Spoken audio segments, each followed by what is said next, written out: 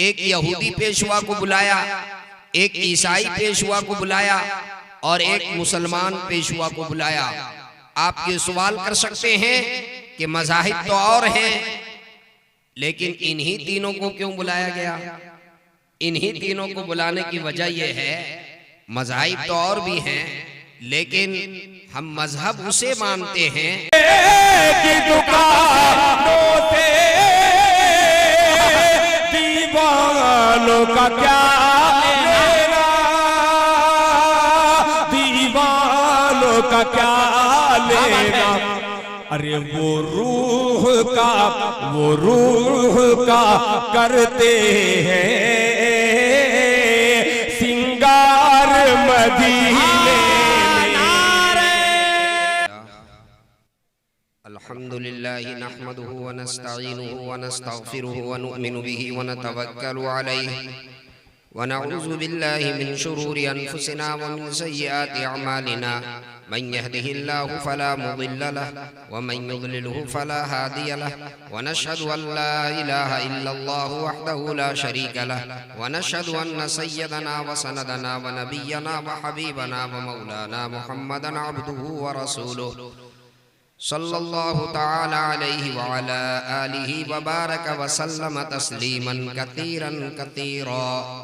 अम्मा बाद, अऊज़ु बिल्लाहि मिनश शैतानिर रजीम। बिस्मिल्लाहिर रहमानिर रहीम। इन्न हाज़ल क़ुरआन यहदी लिल्लती हिय अक़वम। सदक़ल्लाहुल अज़ीम। अल्लाहुम्मा सल्लि अला सय्यिदिना व सनदिना व नबिय्यिना व हबीबिना व मौलाना मुहम्मदिन व बारिक व सल्लिम। इंतहाई अज़ीमुल मर्तबत सदर इजलास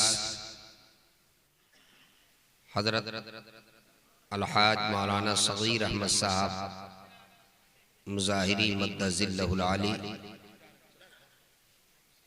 आज के इस इजलास के नक़ीब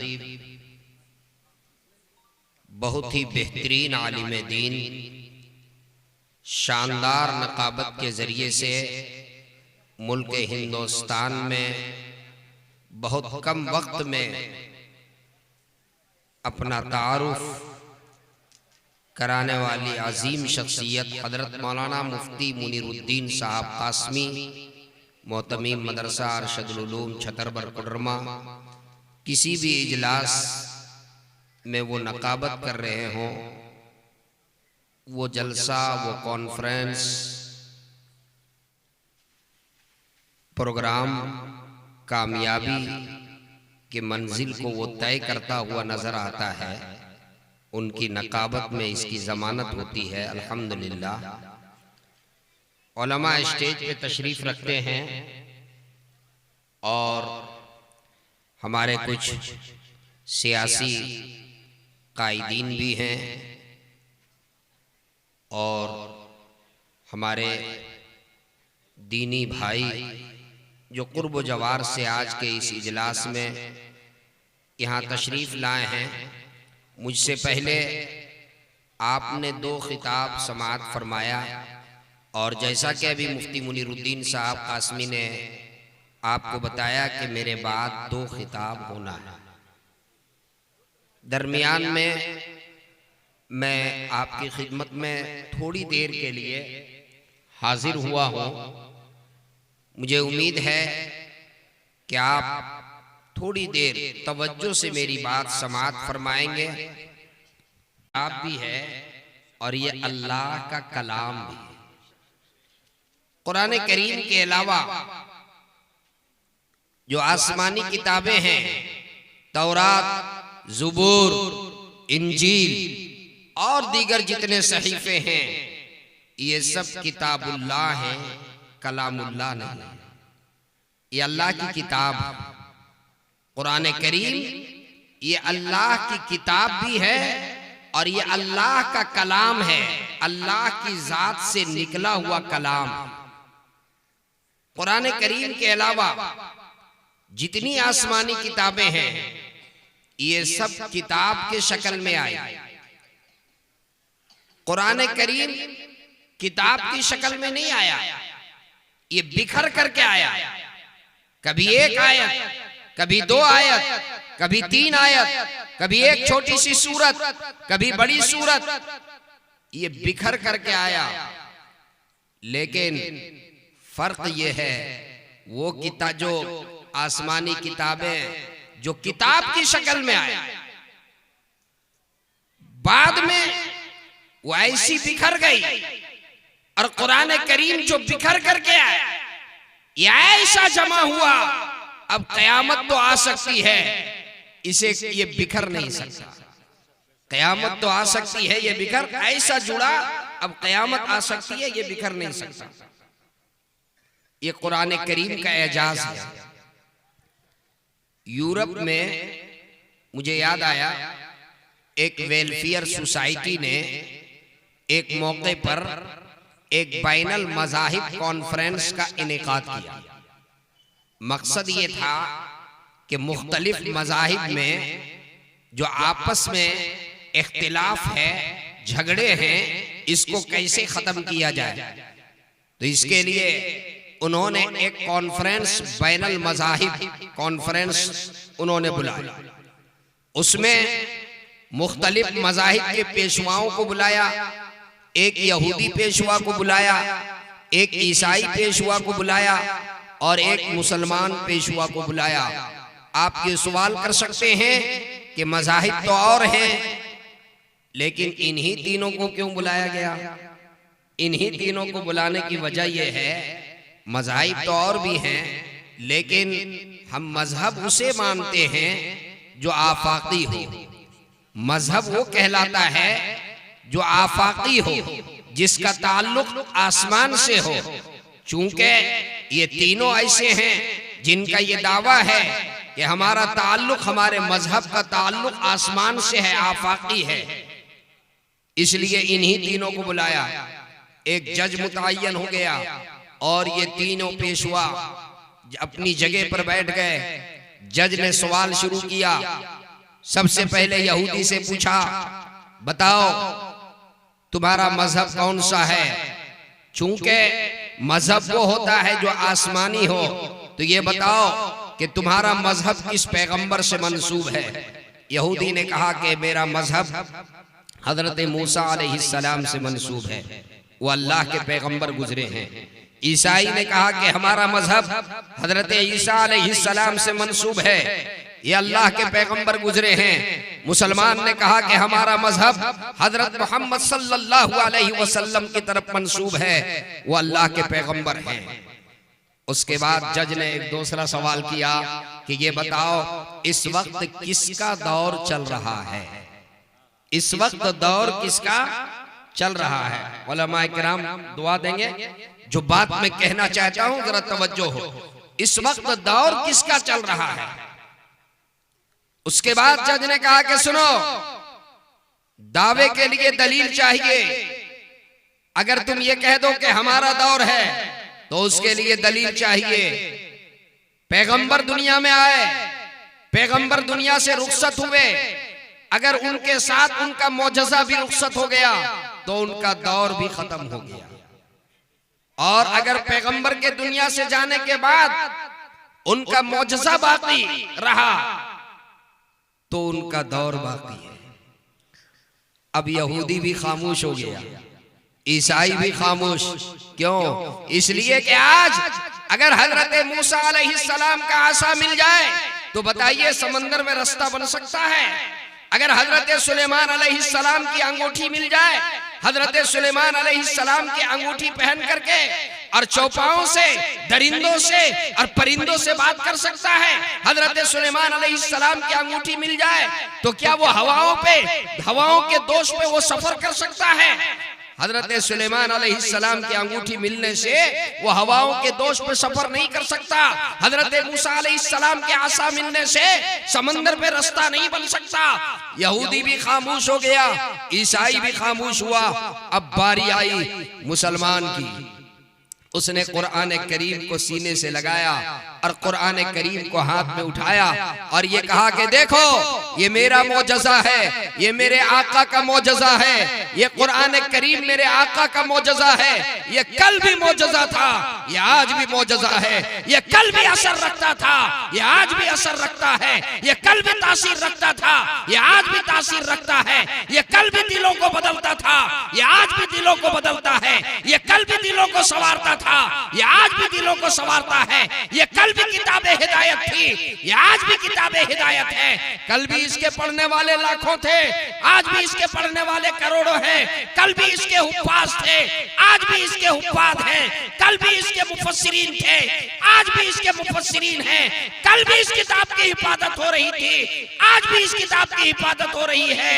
ये मेरे आका का वो मौजज़ा है जो कल भी मौजज़ा था, जो आज भी मौजज़ा। नारे तकबीर, नारे तकबीर। हजरत मौलाना अकरम साहब कासमी।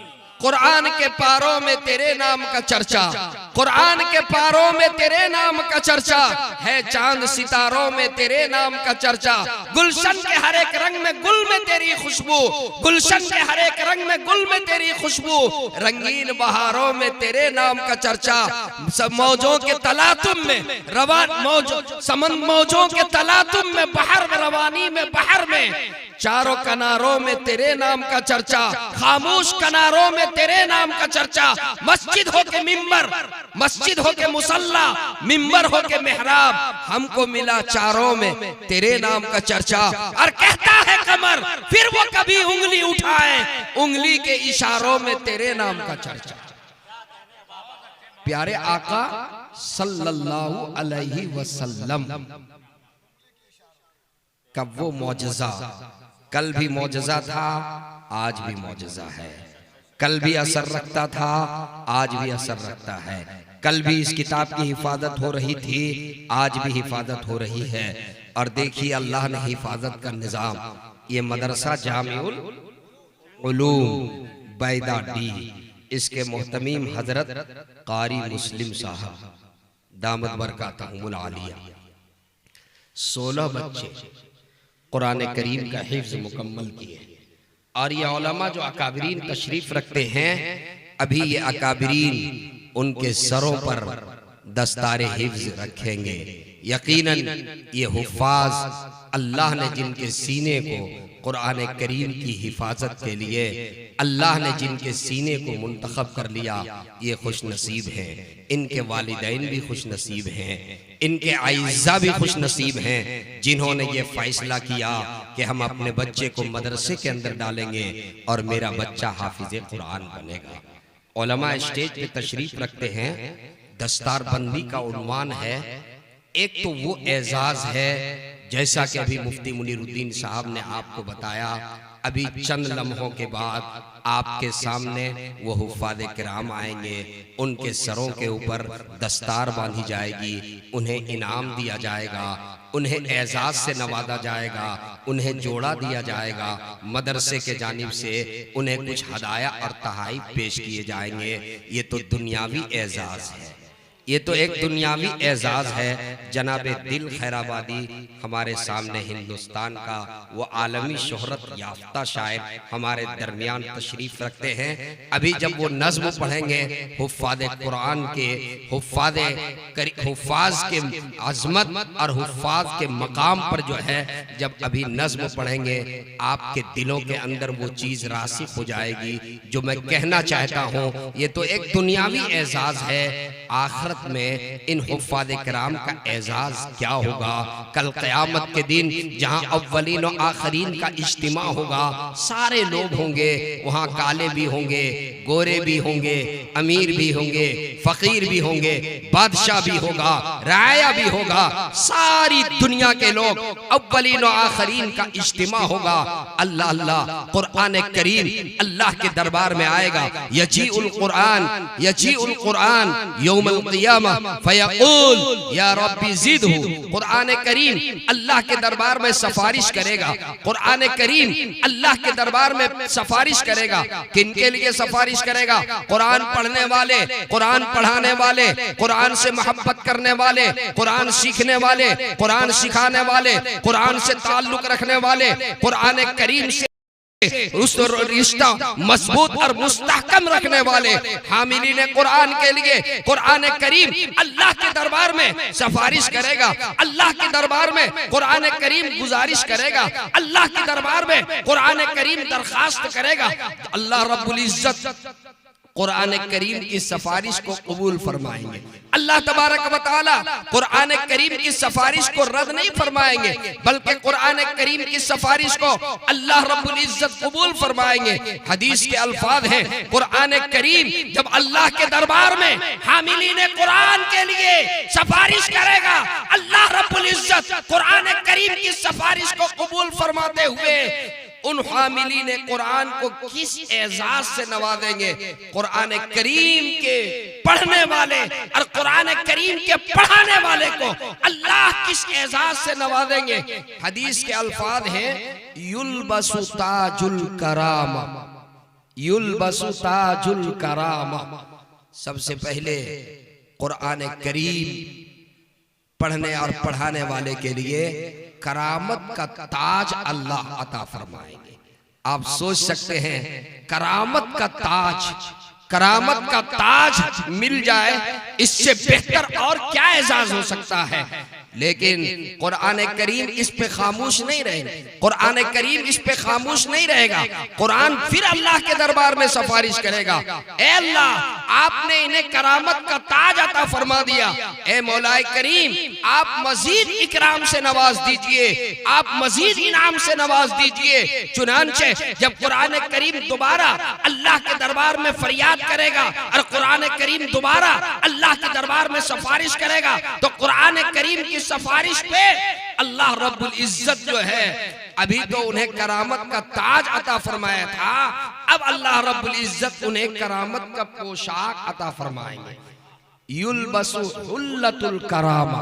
हदीस के अल्फाज हैं, हुल्लतुल करामा, करामत का के पोशाक, करामत के लिबास अल्लाह उन्हें अता फरमाएंगे। उलमा स्टेज पर बैठे हुए हैं, ऐ मेरे महेश मुंडा, बेदाड़ी और गिरिडीह के मेरे मुसलमान भाइयों, जरा आप सोचो, अपने तसव्वुर में लाओ, अल्लाह के तरफ से जो पोशाक दी जाएगी, अल्लाह के तरफ से जो लिबास अता किया जाएगा, उस पोशाक के अज़मत के क्या कहने, उस पोशाक के मकाम के क्या कहने, वो कैसी पोशाक जो अल्लाह तबारक व तआला हामिलीन कुरान को अता फरमाएंगे, उस लिबास का क्या कहना? जो लिबास अल्लाह के तरफ से अता किया जाए, जो पोशाक अल्लाह के तरफ से अता किया जाए। अब अल्लाह रब्बुल इज्जत करामत का ताज अता फरमा दिया। अल्लाह तबारक व तआला ने करामत की पोशाक भी दे दी। कुरान करीम फिर अल्लाह के रब्बुल इज्जत के दरबार में सिफारिश करेगा और कुरान ये कहेगा, ए अल्लाह, आप इससे राजी हो जाए, ए अल्लाह, आप इसे अपनी रजा का परवाना अता फरमा दें, ए मौला, आप इसे अपनी रजा का परवाना अता फरमा दें। उलमा स्टेज पर तशरीफ रखते हैं, बड़े बड़े उलमा बैठे हुए हैं। आप उलमा से पूछ लीजिए, कल क़यामत के दिन अल्लाह के तरफ से, कल क़यामत के दिन मलाए आला के तरफ से रजा का परवाना मिल जाए, इससे बढ़ करके और कोई एहसास नहीं हो सकता। अल्लाह की तरफ से रजा का परवाना मिल जाए, अल्लाह की तरफ से रजा का ऐलान हो जाए, अल्लाह की तरफ से ये परवाना मिल जाए कि मैं तुमसे राजी हो गया, इससे बढ़ करके और कोई एहसास नहीं हो सकता, इससे बढ़ करके और कोई बात नहीं हो सकती है। उसके बाद फिर अल्लाह की तरफ से हुक्म होगा, इक़रा वर्क़ा, पढ़ता जा और चढ़ता जा, पढ़ता जा और अपने मंजिल को तय करता जा। यकीनन वो घर खुश, वो लोग खुश नसीब हैं जिन्होंने अपने बच्चे को हाफिज़े कुरान बनाया। यकीनन वो बच्चे खुश नसीब हैं जिन्होंने कुरान करीम को अपने सीने के अंदर, अपने सीने में महफूज किया। और वो घर खुश नसीब है जिस घर से सुबह सुबह कुरान की तिलावत की आवाज आती है, कुरान पढ़ने की आवाज आती है, जिस महल्ले से कुरान की तिलावत की आवाज आती है। सुबह फजर के वक्त जब सारे लोग सोए हुए होते हैं, फजर की नमाज के बाद कुरान की तिलावत की आवाज आए, मगरिब के बाद कुरान की तिलावत की आवाज आए, इशा के बाद कुरान की तिलावत की आवाज आए, तहज्जुद के वक्त कुरान की तिलावत की आवाज आ जाए। ऐ मेरे महेश मुंडा के लोगों, मदरसा जामिउल उलूम से ताल्लुक रखने वालों, मैं इस जलसा दस्तारबंदी में बड़ी जिम्मेदारी के साथ ये अर्ज करना चाहता हूँ। आपको मालूम है इन बच्चों का मकाम क्या है? आपको मालूम है इन मदरसों का मकाम क्या है? आपको मालूम है जिन मदरसों के अंदर कुरान करीम की तालीम हो रही है और ये बच्चे जिनके असातिज़ा यहाँ पर बैठे हुए हैं, आप पूछिए इन असातिज़ा से, सर्दी का जमाना अब शुरू हुआ जाता है। सर्दी के जमाने में 3 बजे सुबह, 3:30 बजे सुबह, 4 बजे सुबह, सर्दी के जमाने में बच्चों के कमरे के दरवाजे को खटखटाते हैं। बच्चा उठ जाता है, 4 बजे सुबह उठा है, बच्चे के पास पहनने के लिए उम्दा कपड़े नहीं है, उनके पास उम्दा जैकेट नहीं है, उनके पास ओढ़ने के लिए बेहतरीन लिहाफ नहीं है, उनके पास सोने के लिए गद्दे नहीं है। अरे ये वो बच्चे हैं जो टूटी हुई चटाइयों पे सोते हैं। अरे ये वो बच्चे हैं जो सूखी रोटियां खाते हैं। लेकिन इनकी आजमत के क्या कहने, ये सुबह के 4 बजे उठ करके और जब ये कुरान की तिलावत करते हैं, जब सारे लोग सोए हुए, पूरी दुनिया सो रही है, पूरा इलाका सो रहा है, पूरा शहर सो रहा है, मदरसे का बच्चा उठता है और कुरान की तिलावत करता है। मैं बड़ी जिम्मेदारी से कहता हूँ, अगर अल्लाह रब्बुल इज्जत किसी बस्ती में अजाब उतारने का फैसला कर लिया है, अल्लाह की तरफ से फैसला हो चुका है कि इस बस्ती में अजाब उतारना है, मेरे दोस्तों, जब बच्चा उठ करके और कुरान की तिलावत करता है, अल्लाह की निगाह उस बच्चे पे पड़ती है जो कुरान पढ़ रहा है, कुरान की तिलावत कर रहा है। पूरा मोहल्ला सो रहा है, बच्चा कुरान पढ़ रहा है। अल्लाह की रहमत जो है मुतवज्जे हो जाती है। अल्लाह उस बस्ती से जिसने अजाब उतारने का फैसला कर लिया है, अल्लाह उस फैसले को बदल देता है। अल्लाह उस फैसले को बदल देता है। आप क्या समझते हैं इन बच्चों का मकाम, क्या मर्तबा है इन बच्चों का, इन मदरसों का क्या मकाम है? ये उलमा जो मदरसों के अंदर खिदमत कर रहे हैं, इन उलमाए कराम का क्या मकाम है? कसम फर्शी के आलम में, बेसरो सामानी के आलम में जो मदरसा चला रहे हैं, इनका क्या मकाम है? मेरे दोस्तों, इनकी आजमत को समझिए, इनके मकाम को समझिए, इनके मर्तबे को समझिए। हमारे स्टेज पर बैठे हुए हैं हमारे बहुत मोहसिन आली जनाब हजरत हाफिज गुफरान साहब दामत बरकातहुम। अभी 2 दिन कबल इनकी अहलिया अल्लाह की प्यारी हो गई। कारी साहब ने कहा कि मेरी अहलिया कुरान करीम की तिलावत का मामूल था, कुरान की तिलावत करती थी, फजर के बाद भी कुरान पढ़ती थी, मगरिब के बाद भी कुरान पढ़ती थी, और जिस दिन उनका इंतकाल हुआ उस दिन भी फजर के बाद कुरान पढ़ी, अपने बच्चों को खुद से स्कूल पहुंचाई। और फिर उसके बाद देखिए अल्लाह का फैसला, मोमिन की शान, अल्लाह के फैसले पे हम सबको राजी रहना।